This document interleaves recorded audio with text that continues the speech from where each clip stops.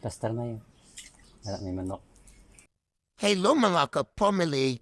This is your feeling, Senorita Natogi. Chancy.